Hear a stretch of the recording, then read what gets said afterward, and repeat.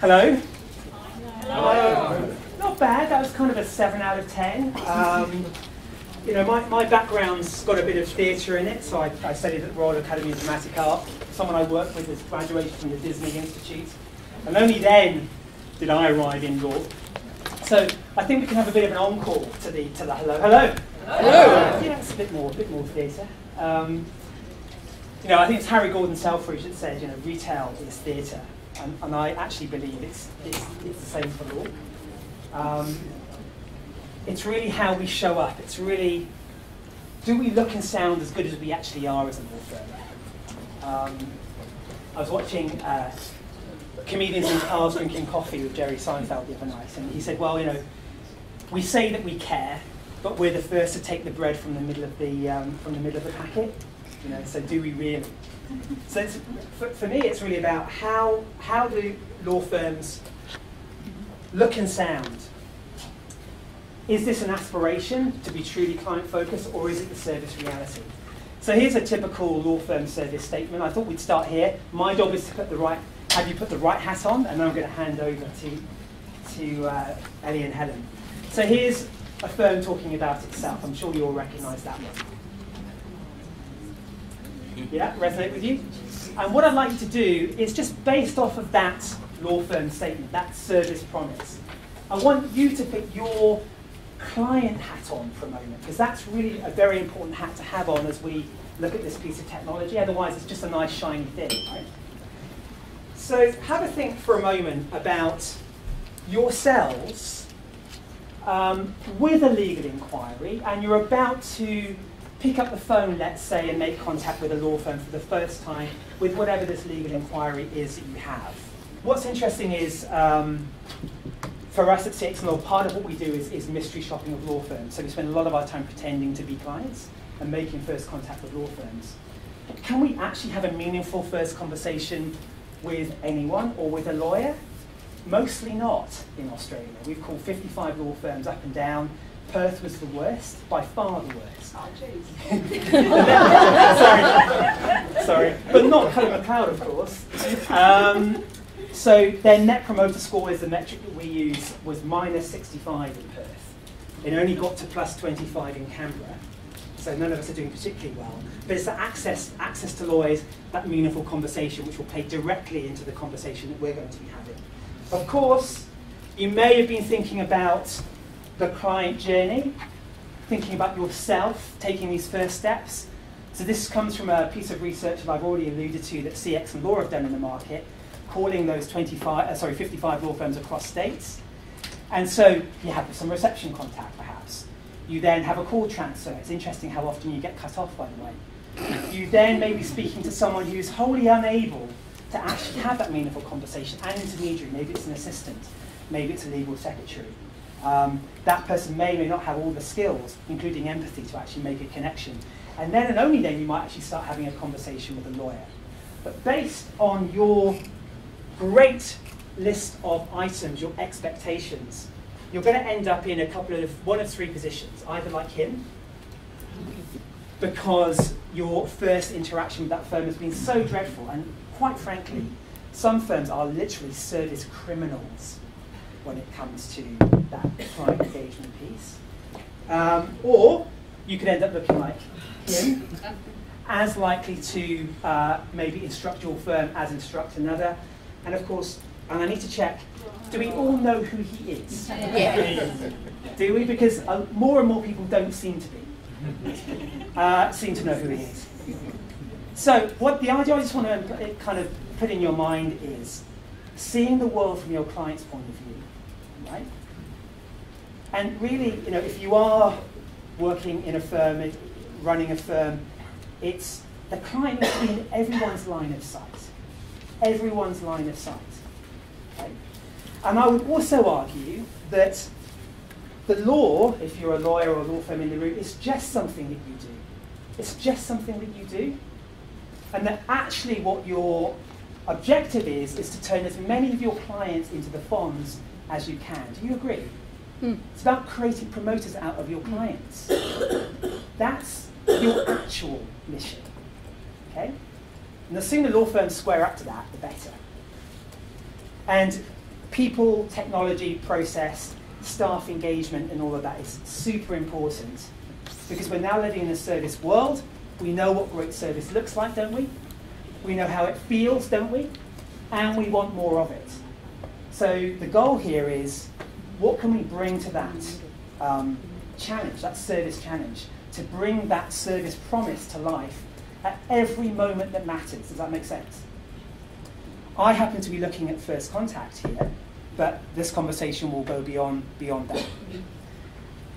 And with that, I'd just like to underline, before I leave you in capable hands, is all of this is hugely commercial. We know from the study that we've done just at first touch with law firms that 58% of that contact is just left on the table. It's crazy how much money is spent on SEO, advertising, marketing, and basically we're as likely to make contact with another firm as to engage the firm we just spoke with. That's that one there, right? So if the value of a matter, or lots of matters put together, was $75,000, I know it could be greater or less than that. $41,000 just left on the table. $21,000 worth of that 75, because that first contact service is so poor, is literally just thrown out the window. You might as well not even bother. You might as well just sit at home watching the TV. And then only 1 in 10 clients, initial clients, will actually go on and engage that firm. So you're banking about $8,000. Can you see the huge commercial opportunity just to get that part of the client experience right? And again, technology is hugely valuable, commercially valuable, to make that happen. AI in the legal practice. AI is, we think, essential in the legal practice. But a lot of firms these days can just need to just check this is working. Am I going forward or back? Push the middle one. Oh, good. Now I can't go back. No, but you can actually be amused by this in a moment. If you could speak up a little, it's just... Ah, you're not hearing me? Absolutely. Because a lot of firms these days can fall behind with the changing times. I mean, it really is a time, it's a different age now that we've moved into. And times are changing fast, I think, as you can see here. Well, we like to, I guess, play on the fact a little bit that, you know, technology and chatbots up until now have been largely sort of late 20s, early 30s something male domain. And some of you possibly were expecting Henry and Elliot here today. We tried to get the guard to go with it, but we couldn't get it. But what you actually have instead is a couple of middle-aged women talking about technology and chatbots, because it's not just technology anymore, it's how you actually use that experience and fit it into where the customer is as well. So just to give you a bit of an idea, our passion really is about technology. We want to stay ahead of the curve, and that's one of the reasons that we've got into this as we have. And it's no different to you guys with the lawyers and the question you had down the back. You know, how do you differentiate yourself and stand out? So part of it for us is the fact that we don't actually fit the mould in relation to being IT people. So just for those of you that don't know us, which will be largely the whole room here, Helen and I have actually been in business for 50 years combined. I know we're very youthful looking, and that may seem a little bit out of the ordinary. And we had our first online site only in 2011, which is 7 years ago, and it seems like an absolute lifetime ago, because things have changed so dramatically. And, you know, back in 2011, your website was almost like a brochure that you had, and it's really moved on from there. You know, we've worked with over 750 different businesses and generated over $100 million worth of revenue for those businesses. So it's not just about the technology, it's how they can incorporate that into their business growth strategy as well. Something we're really, really proud of is we've created the #1 chatbot academy here in Australia for businesses of all sizes. And we invest really heavily in ourselves because we think that's really important. You need to learn from the best there are out there. And hopefully by the end of today, that's where you guys will go with this as well. Yeah, and I think this is one thing that, you know, as it says up here, you literally are, and it seems as simple as that, one chatbot away from increasing the firm's efficiency, number of inquiries, number of clients, and as already been shown by Carl in one part, we're going to show you others, revenue. But more importantly, as the lady at the back of the room was pointing out, with chatbots, you're able to differentiate your firm from others with a level of client engagement and customer satisfaction that hasn't been known to date, which is really important. You know, Carl has already pointed out, you know, some gaps in the firm, legal firms and legal practices, which are very much motivating points. And it's not just legal practice. You'll find in most firms that there are gaps and holes in the firm. And really there's just two things you need to do. One, you need to identify that hole. Two, you need to acknowledge it. And three, find a smart solution. A smart solution that doesn't just repair that hole, but actually makes the business as a whole stronger and more efficient. And this is what Chatbots do. Can you hear me now? Yeah? Sorry, I have to make sure I'm shouting loud enough. Is there a solution? God, that was slow. Yes, we undoubtedly believe that there is a solution. Is there a bright sunny hereafter and a light at the end of the tunnel? Yes, there definitely is, and I think that's what we're going to show you today. So we've got a list here. I might have to get move that over just a bit. We've got a list there of the customer experience, which we're going to come back to, but I just want to know a little bit about who's in the room. I mean, I know Marcus will smile at this. Who's the non-lawyers in the room? Yeah, fair handful. And then I guess everybody else's hands up, you are all the lawyers in the room. Nearly. Actually, some of you put your hand up twice, and I think some of you didn't put your hand up at all. I think there's a bit of identity crisis there, but we can recommend a good therapist. But no, seriously, the other thing I'd like to know is services, areas of law that you work in at the moment. What sort of do you specialise in yourself, or does your law firm specialise in? Family law, whatever. You could just shout out some. IP. IT? IP? IP. IP. Oh, is that IP? Sorry. Yeah. Thank you. Corporate. Funds management. Funds management. Yeah. Insurance. Insurance. Solvency. Insolvency. Thank you. Personal injury. Property. Yeah. Family, criminal, A lot. civil, and legal aid. So That was too quick for me. We need legal aid. Everything almost is there. Very much. And who in the room would consider themselves sort of the more boutique, smaller companies? Yes, okay, and then the big boys, I expect us to get some of them here. So Who's that in the gives- middle?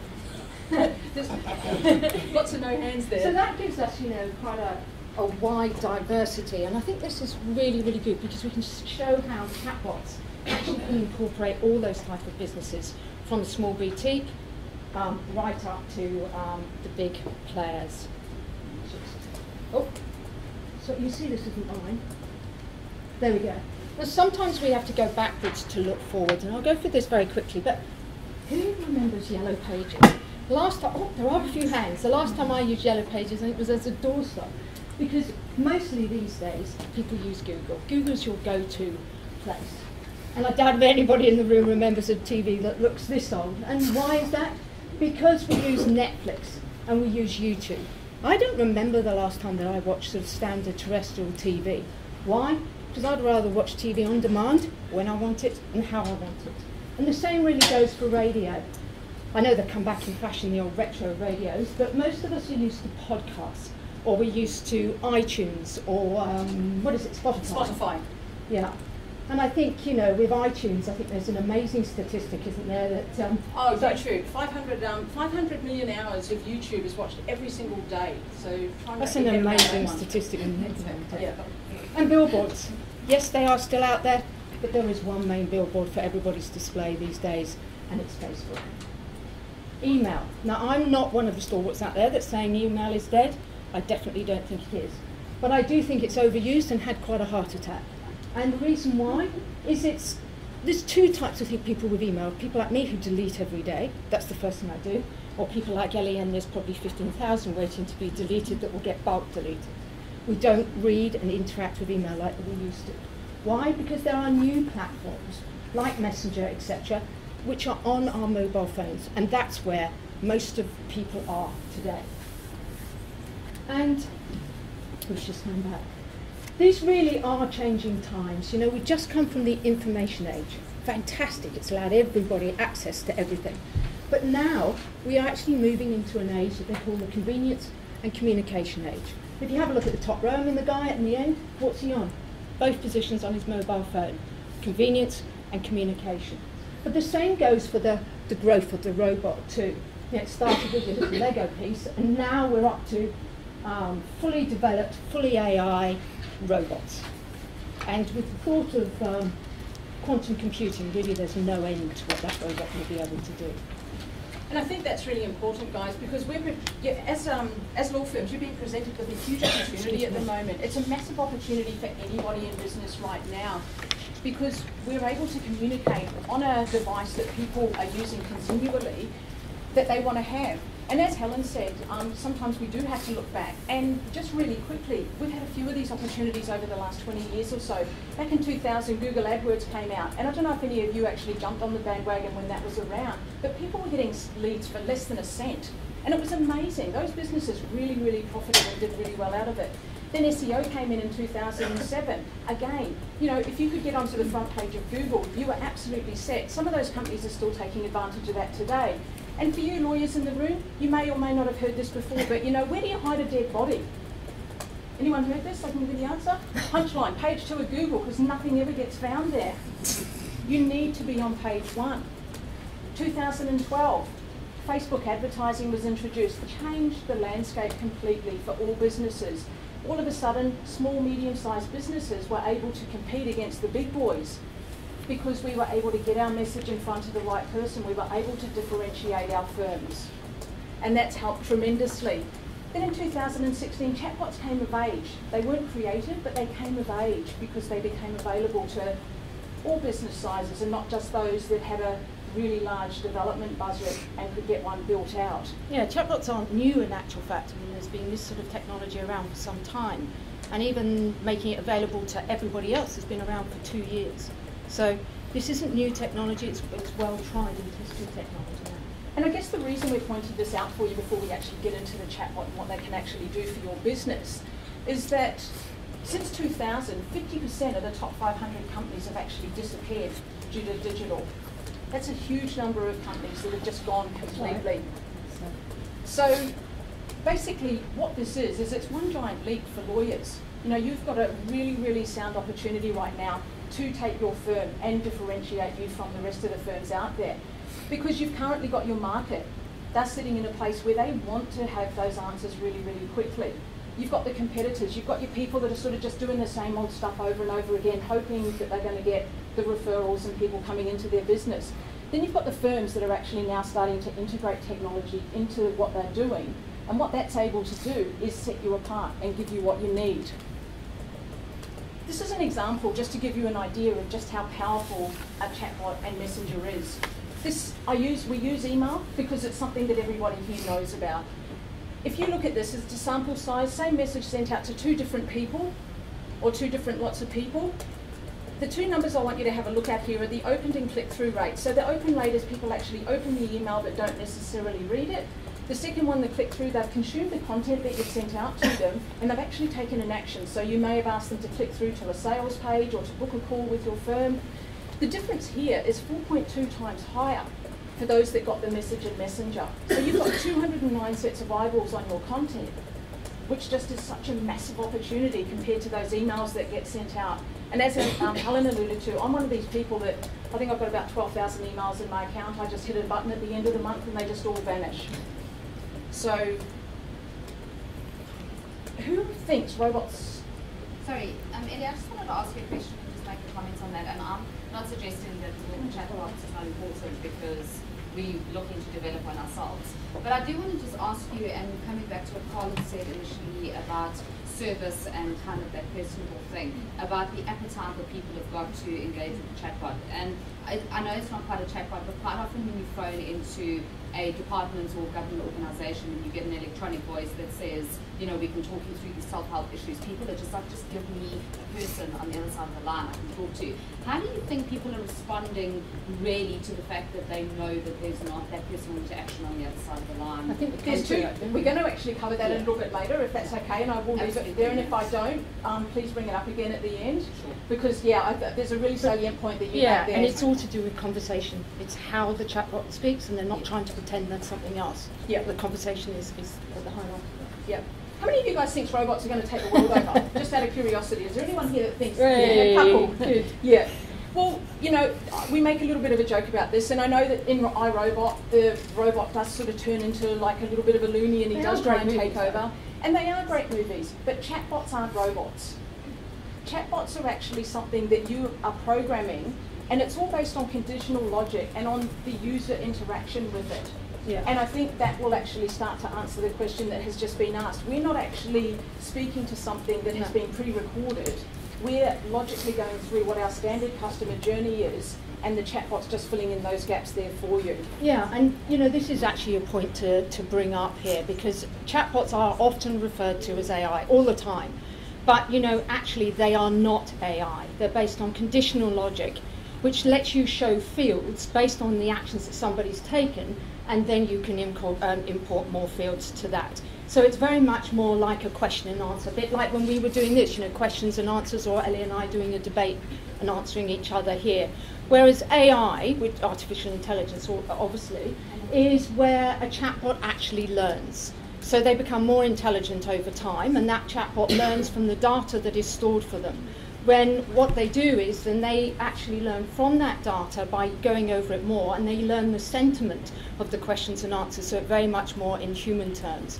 And again, add quantum computing to this, and really there is no end. But chatbots are very, very different. Chatbots are very efficient, programmable tools, and if you think of it like a tool rather than an AI, I think that is more important. But I do actually bring up here, this is Tay.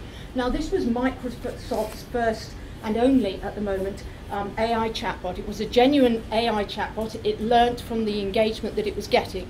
Now very sadly here, the first engagement that it got was from a group of white supremacists on Twitter. That it made Tay, unfortunately, very racist and vitriolic, and was taken down in less than 16 hours. And this does actually bring up the philosophical part. Who's teaching the AI, and what values do they incorporate? But you're lucky with chatbots, there's no way a chatbot can take over the world or do that, which is important. Because we're not actually trying to make humans out of technology here. What we're actually doing is humanising the technology that we're utilising to service our clients and customers. And that's the really critical point of this whole thing. So let me introduce you to Pixie. Pixie's our chatbot, or our lead chatbot. She's the one that we use at Nudge Marketing, and we have actually animated her and taken her to the next level, because we talk about chatbots all day, every day. It's not overly necessary, but the great thing about Pixie is she's available on our site and in various different places 24/7. It's 365 days a year. And you know, if you start to look back at some of these things here that you came up earlier with Carl, you know, does she listen to you? Yes, she does, because you're interacting with her the whole time, pushing buttons or typing in a request, and she's been set up with keywords to be able to respond to you the right way. Does she understand you based on what you have told her? Yeah, 100% she does. Is she nice and not scary? Yeah, totally. She's got a beautiful smile on her face, and that's always there, because you know, it's not like a human. She doesn't get up in the morning and have had a really bad day. You know, she's had no sleep because the kids have been up all night, or the dog's been sick, or, you know, the kids' homework got eaten, whatever the reason. She's always smiling. You know, she doesn't suffer from PMS spikes, so, you know, that makes it a really win-win. She's not talking about a lawyer's project management system. No. So she really does make a really big difference to us in our firm. In fact, Helen, would you say she's the best assistant we've ever had? Yeah, I mean, there's no doubt Pixie does an awful lot for us, and she's even very much up there with the sales front, because she completes payments, completes sales, and everything else. So, yeah, very much so.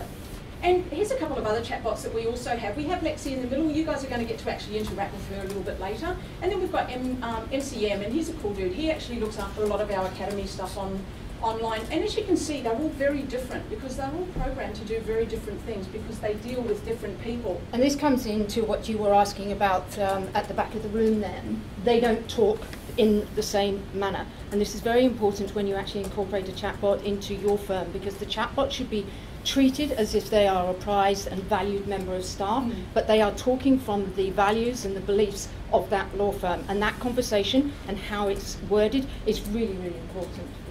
So what we're going to do today is we're actually going to talk about a chatbot at a fairly high level. We're going to keep it fairly strategic and a high level.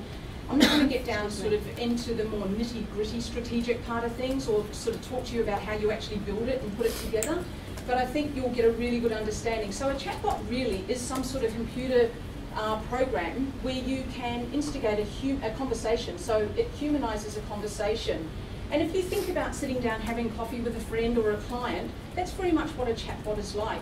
It's a to and fro. It's a you ask a question, they respond. You ask them some questions and they respond back to you. It's just like the conditional logic that we were saying, just like me interrupting, if you like, and talking at the same time, but also the question and answers were given before. This is why it sounds conversational when that is put in correctly and doesn't sound like an automated speech at the end of the day. There's a huge difference, and I can tell you from our experience of how people have dealt with ours and all the chatbots we've built, people love them, and actually love them across the age group, which is quite unusual. We expected it not to be so in the older age group, but it works across all. Yeah. And the great thing is that they're available for companies of all shapes and sizes. So I know we had quite a few solopreneurs and some of the small boutique firms in here, and also the larger companies. And the cross-section can be covered by all sorts. There are so many different platforms available now that actually create the software where you just plug in your branding and your personality, and the rest of it's put together. The particular site we use and recommend is called ManyChat. It's the little octopusy one up there on the right-hand side. And we use this for 3 reasons. One, because the user interface is really, really easy for us to be able to use as a business. 2, it's extremely user-friendly from the user's perspective. And the third reason is that it actually gives us growth tools. It gives us the ability to drive traffic into the communication that we've created within the chatbot and within Messenger. So it's not only a communication tool, it's also a lead gen, and bless you, it's also a lead gen tool to be able to bring people into your funnel at the front end. So not only are you collecting, as Carl's point of view, you're collecting that revenue that is being lost, you're actually, if this is handled correctly, generating a great deal more leads into the funnel at the front end. So just very quickly, this is actually what a conversation that you've created in a chatbot looks like. It's very 3-dimensional. So if you consider email, and I know we keep going back to email, but if you consider email, it's a 1-dimensional conversation. You type something out, asking some questions, or responding to somebody's questions, you send it off to them, hopefully they receive it, hopefully they read it. And really, but as we were saying earlier on, by the time of the day that they actually open it, which could be 24 hours, 36 hours later, is it actually relevant then at that moment to them? Yeah, and I think Carl actually brought that up earlier, which is a really interesting point. The fact that people think it's okay to answer an email within 2 days, it's just ludicrous in today's society, because people have become so used to having something right now when they want it. So as you can see, it's almost like it's really a game of chess with the different levels, and you can take people off on different branches. So you've got the trunk of the conversation, and then that just branches off, and then twigs branch off that as well. And that's how you personalise it. And that gives you also the ability to segment. So if you've got many aspects that you teach or your law, you can take somebody off in all to different layers and levels very, very easily and very naturally. Yeah, and that's what makes it sound so easy and natural. So physically, where can you put these things? There's 2 places primarily for businesses. The first place is on a website, and this can be done one of 2 ways. You can actually use some of the software we talked about, which still plugs into the Messenger platform, or you can build it into your own API or use software that just sits on your website, so it's not relying on anywhere else to store some of your data. The great thing about this is that chat opens up there and then on the side of your website, so if someone's looking through some of your information pages but they're not 100% sure of what it is, or they can't find what they want, they can then start to interact with the chatbot, who can then direct them to the correct page on your website, or it can answer the questions for them there and then. If they still can't get the answer, what it does is it will actually handball it off to a human being. It has the ability to say, look, I can't help you any longer, let's get you booked in to speak to a human. But then it will give them an examples of the human and then book it in for them. So there's no missing of the second place it's used is on this. Now, I don't know about you guys, but this is pretty much my remote control to my life now. It's got everything in here. If I lose my phone, I'm in big trouble if I haven't backed up. And on Messenger and on your phone, one of the reasons that this is so prevalent today is because of the number of people that use it. If you just take the Facebook Messenger platform, for example, there's 1.3 billion monthly active users on the site. It's huge. Now, of those, 8 billion messages are sent every single month now between businesses and people. And I know some of you are probably thinking, and it will be an elephant in the room here, because we have dealt with a couple of service-based firms where they say, but my customers aren't on Messenger. And we'd really challenge you on that. We haven't found one company that we've gone into so far where we haven't been able to utilise the Messenger platform for them. And when you think about it, 65% of people actually say that they would rather do business and give money to people that they can communicate via the messenger platform, because they can get answers that they want when they want it. I think 300,000 is actually fairly low now. This figure here has jumped up. I think you read somewhere recently. ManyChat alone have over 200 to 250,000 different chatbots. So this figure is actually just growing so exponentially. The slide needs to be changed every day almost. Now, what you can see here is the front page of Nexus Law Group. Marcus is over there, and I'm sure some of you probably heard him speak this morning. Marcus is a lawyer, not a non-lawyer, but it really wears the tech hat for the law group as well. And you can see in the bottom right hand corner there is the actual icon. And what we're going to do is, this is a video and Elle's going to talk you through. So if you push that button, what was likely to happen?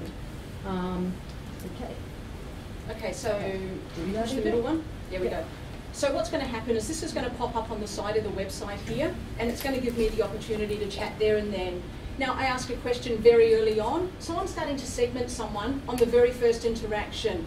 Now, I'm going to blow this up bigger for you so you actually get to see it. So in this case, Nexus offer personal or business inquiries. I've chosen personal, and now I've listed out some of the services that I can get there, and I'm going to choose wills in this particular instance. Now, what you're going to see is that it brings up different types of media. You can use text blocks, you can use imagery, you could use videos there. You've got the bouncing message sign so someone knows something else is coming in. And I just want to ask a few more clarifying questions. So I'm getting micro commitments from people from the get-go, getting them to confirm that they're happy to answer some questions.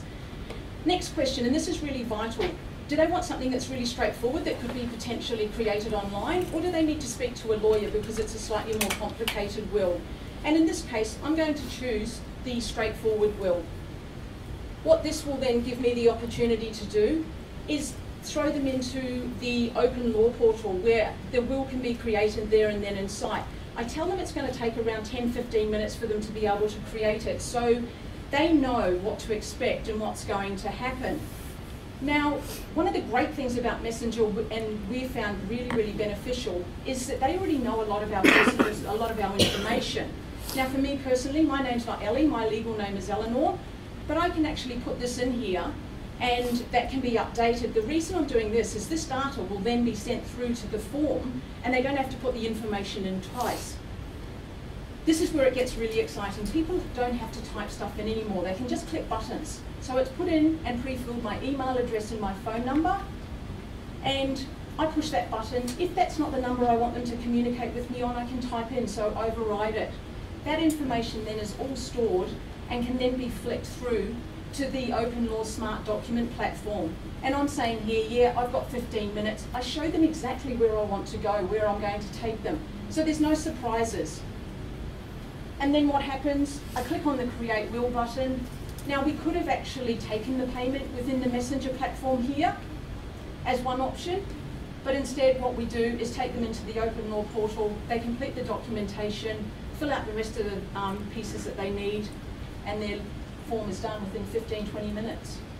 Just what, can you go back to the iceberg on that one, because just doing a little bit. So this was Lex Robo, which was the chatbot that was built for these two platforms. You can see how it can integrate multiple platforms across the way, really, without taking somebody off that platform that they're on. They can go to one law site or to another, as seen with LawPath here, or Open Law. So for those of you guys that had the Messenger app on your phone, if you want to grab your phone out and click on the app, and some of you have actually read the instructions and are already doing this because I've seen the notifications coming up on my phone. For the rest of you that haven't, all you need to do is click on your little picture up on the top left-hand corner, and then click on the big picture that comes up of you in the middle, and you'll get two options, My Code or Scan Code. Just click on the Scan Code, and then hold that circle over the little picture that you see of Lexi on the piece of paper. Now, for those of you that don't have the Messenger app, maybe you could get cozy with the person next to you if they have it. Or if you have got your computers with you and you do actually have a Facebook page, you could log in to, just jump into Facebook and type in Lexi Lawbot, and there'll be a link you can click there which will also take you into it. We're not just talking customer here, and it's vitally important, and we'll go through this, the customer experience, but how does a chatbot actually affect you and your firm and everything within it? And there are four main areas, really. a chatbot just saves time. It's the most precious commodity, but it will save time throughout the whole business strategy, not just at the beginning, middle, end, but throughout the whole. They are extremely efficient. As I said, they're programmed, so as long as the person's programmed, double-checked it, they're not going to get the information wrong. There won't be human error. If you take time and efficiency together, then obviously it decreases stress throughout the whole of your business, and that is all priceless too. And as we're going to show even with the customer journey, you'll pick up revenue in every different part, top of the funnel right the way through. But most importantly, and this is something we always talk about and right up Carl Street, is it client-centric? Every strategy we do, we base client-centric wise and the client journey. But I would just like to say here, we never use the word, and all professionals seem to use the word client, and we deliberately don't. We use customer. Why? Because when you talk about your clients, you own your clients. You talk about them in a funny sort of way, it's like a possession. Whereas if you can imagine it from the customer's point of view, the customer walks into your firm and they're provided a professional service. It's a very, very different feel. So if lawyers and those in the companies can take on the feeling of customer rather than client, I think it makes a big difference to how you see the journey go along. And of course, we shouldn't forget the customer's time. It saves so much time. They can be doing this, that whenever they've got a problem, they can go on. It could be 2 or 3 o'clock in the morning. It could be whenever they're watching TV and bored, as we alluded to earlier. And of course, the most important thing is customer experience. But if you've got the journey sorted out right and the time, then that gives them a beautiful customer experience. And I think we can all remember a time when we've had great customer experience. And it resonates with us, it stays with us. And usability. Customer usability is terribly important because it's the only way that you get everything running smoothly. It's got to be jolly easy for them to use. They don't want to be thinking about it because most people don't think anymore. We operate. We just do. And it's very important. And this then gives you really, as far as we're concerned, the absolute holy grail of any business. Customer happiness. And I use the word not satisfactory here. You need happy customers. And it's an amusing picture, but I think as Carl alluded to here, you know, just by his shoppers, they found out that there really is sticky points right at the beginning, like this chubby chap at the beginning of this slide here. And when you've got something like that happening, obviously it's stopping everything else. You need in all businesses a seamless and frictionless experience within the business, but for that customer as well. And I think that is the huge difference. Now, I just put this up really just so you could see some of the stats up there. But when we go into the strategy, we always use the SURE method, and I talked to you about holes or gaps, and you need a smart solution, okay? And then you need unique usability. Now, that is for the customer, but also within your firm. The easier it is and simpler it is, you'll get that seamless customer experience. And reliable results. I mean, you need to have APIs in your firm. Yeah, so KPIs, what Helen's talking about there is your key performance indicators, and it's not just if you win or lose a case or if a client pays or doesn't pay, it's, you know, how many phone calls are you getting, and are you then converting those, and it's looking at the different areas of the customer value, journey. lifetime value, things like this. These are KPIs that you should have in your firm. And then last of all is exceptional customer experience, because that's so important. But you can see just by these stats up here, you know, and I have to tell you that the top one, every time we see a new report, they reduce the time scale. But 1.23 billion in the chatbot market. And that they reckon that, I mean, this is Harvard Business here, but I put it up there really just to show you the time decay and how important it is to get it right at the front end. Because that not only saves money, but there's a huge reduction if it's not right. Now, you only get one chance at a first impression, and I think Carl has put that on the spot here. But you really do only get one chance. Get it wrong, and you do often lose that client. I think just alluding to the one chance to get it right there, at the moment, and please don't take this wrong, it's not law firms that are doing this, it seems to be all businesses. There's a gap at the moment. So you've got your customers and the prospective customers that have got these needs or a desired end result, and then you've got the firms that offer the solution to that, but there's this gap between the two and they're just not communicating properly or well enough. So one of the things that we've found with chatbots that we've put into different people's businesses, irrespective of where they're using it within the business, which Helen's going to go through in a sec, but it's just built that bridge between the two, and it's made it so much easier. And it's just frictionless for people to be able to do that. So I think you're doing the customer journey now. Yeah, I'm just going to go through this very briefly. Try and get that on a small chart. Okay, what were the 4 main points that we did earlier on with Carl? We had the... I think the 4 main points are what the call call into the call receptionist. coming. Yep, so call to reception. Yep. We had interaction with the assistant. Yep, so then we've got a call transfer, let's say, in this particular firm that we're discussing here. Yep. We may then have a conversation with legal assistant, secretary, anyone in between reception and Yeah. lawyer. Station, and then lawyer. And then lawyer. And then what we don't actually have very much of in our research is then any follow-up from I'm just going to cover lawyers. that right now. I presume everybody in here, you've all heard of funnels, marketing funnels, lead generation funnels, sales funnels, etc., and customer journeys. But I just want to show you where a chatbot fits in. So if you imagine, do this as quickly as possible, you've got your funnel, you've got top of funnel, middle of funnel, and bottom of funnel. And this is where your traffic is coming in, and obviously your prospective clients. But what is really interesting about chatbots is they start long before this. You see, this is when they call, this is when they're going to make a call to a legal firm. But if you go back and think of the guy who's got the problem, what is the first thing that happens? If he's got a problem that's big enough, he thinks he's need legal advice. And I'll just take this as a criminal problem because it makes it easier than trying to do it for corporate, let's say. What does he do? Well, the first thing he probably does is he's searching for a solution, and that's the most important part. Ask maybe family and friends, probably not the best idea.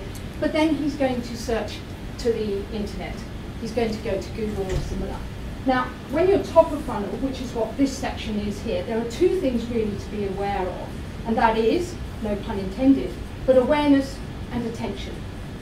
Now, in this particular case, he's aware of his problem, not aware of the solution at the moment, but definitely aware of the problem. And the job of any good business is when he hits this website is for you to grab his attention. You need to grab it more than the next person needs to grab it. Now, if the chatbot is on this site, he will automatically, if he's looking for a solution, want answers to his questions. So he will interact with the chatbot. The chatbot will then answer questions that it can, and if it can't, it might send him a document or something similar. But it's integrating and engaging with him. That changes his mood. You know, he's all of a sudden, and this is really important because he's all of a sudden thinking there might be a solution. And really, when you think about it, that is the same for any businesses. We always say there's 2 ways to do this. You've either got to provide the solution instantly for them, or you've got to give them a belief that they can find a solution. Now, obviously, in the legal practice, you can't just provide the solution. You've got to give the belief that they can. And that's what the chatbot does. What they're likely to do then is actually integrate with the chatbot again. More information, excuse me, more technical detail, whatever. So the huge difference is here, by the time they actually start to make the call, they are already in a relationship with your firm. That relationship has been built where you're not even aware of it. But this is so important for not only what happens next, but for the whole seamless interaction. You've changed their emotional state, and they now believe that they have the potential of a solution. What does that do to the people inside who are actually dealing with this? That actually changes things for the whole system inside. It changes them from just somebody who is taking the call to somebody who's finding it really easy to communicate with that person. Why? They've already got some information about that person as soon as they call in. This person is already a stage ahead because they have thought about the problem, they know what they're going to talk to the lawyer about, so it changes the flow. That changes the system. You know, I was talking about having a seamless and frictionless system. And then when they get in here, the chatbot gets used again, and this is what makes the experience so good. Let's say that documentation has to be sent out. That's sent out straight to their phone. Let's say that you want to, they're coming in for an appointment here. Let's say they book the appointment through the chatbot. More importantly, they get the reminder through the chatbot, okay? All on their phone. Maybe there's something they've got to bring in. It can even be as useful as, let's say they've got to go to court and they're not sure where. You can send them documentation where the court is, where they can park. This sounds like a lot of work. It's done once and done forever. So they get all the information. Can you see what this is doing from the customer's point of view? It's making it seamless. It's making it so easy for them that you've already convincing them. You're getting so many more leads here. This is increasing revenue. As Carl has said, you're saving here the stuff that's been left on the table. Here you're getting a smooth interaction, and then you get to the lawyer. Well, a lawyer who's got all the basic information ready and done for them is in a much better position because they can start their billable hours straight from the get-go. So we're increasing the revenue at every point. Excuse me. And there's just one other point now. So this is middle of funnel, but the bottom of the funnel is where a lot of the revenue is. And that's here. It's something we call 3 R's. And it's so important that the chatbot can help to. And you alluded to this with, you know, what happens afterwards. The first R is retaining of the client. The second is referrals. And the third is returning. Now, do they return? I think if this is handled properly and it's seamless and smooth, even if this solution is negative, in other words, they didn't get the outcome that they particularly wanted, if they've had that engagement with your firm, they're not going to go anywhere else. They're going to return when it's necessary, and you will retain them. But for law firms, it's the referral part too. And this is where there is so much money left on the table, because it's 8 times easier to resell a service than it is to buy them, get a new client. Okay? So you've got like 4 different areas, and this is why a chatbot really helps. It's not just the customer, although I think the customer should always be first. It's what happens within the firm.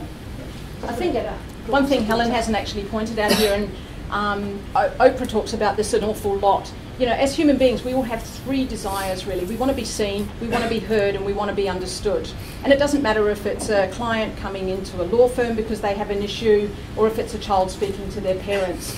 And if you can think about that as you're actually creating your chatbot and creating your customer journey, and you have the client front and centre, it's just going to change it completely. The chatbot literally changes the state of that person.